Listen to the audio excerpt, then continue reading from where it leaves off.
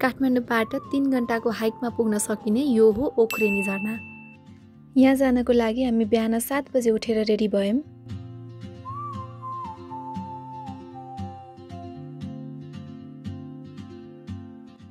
त्यसपछि हामी पठाउ बुक गरेर सुन्दरी जलको बस पार्कसम्म पुग्यौं।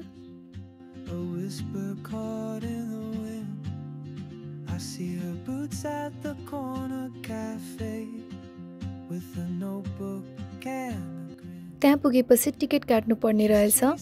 टिकटको प्राइस चाहिँ पर पर्सन 100 रहेको छ। टिकट काटिसकेपछि हामीले हाम्रो हाइक स्टार्ट गर्यौं।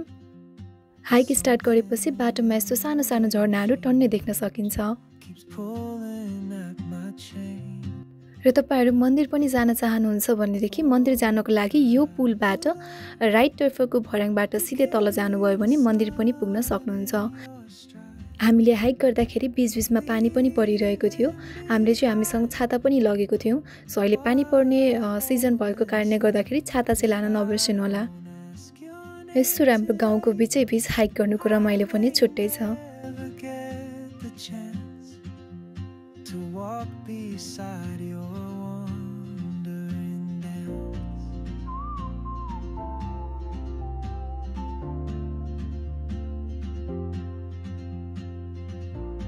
यहाँ चाहिँ बाटोमा पिङ पनि राखेको रहेछ। सो हामीले एकछिन पिङ पनि खेल्यौं। 3 आवर्सको हाइक पछि फाइनली हामी ओखरेनी झरनामा पुग्यौं। यहाँ पुग्दाखेरि हामीलाई एकदमै भोक लागिसकेको थियो। सो हामीले चाहिँ घरबाट चनाहरू भुटेर लगेको थियौं।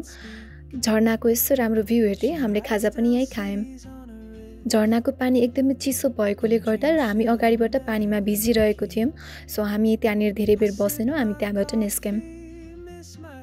सो तपाईहरु पनि हाइकिङ जाने प्लान गर्दै हुनुहुन्छ भनेदेखि ओखरेनी झरना अवश्य जानु होला। हजुरसँग आफ्नो बाइक या स्कुटर छ भनेदेखि बाइक या स्कुटरमा पनि जान सक्नुहुन्छ।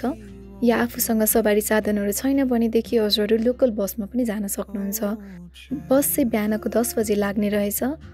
यस्तै हाइकिङको भिडियोहरू हेर्न चाहनुहुन्छ भनेदेखि डु फलो। बाइ।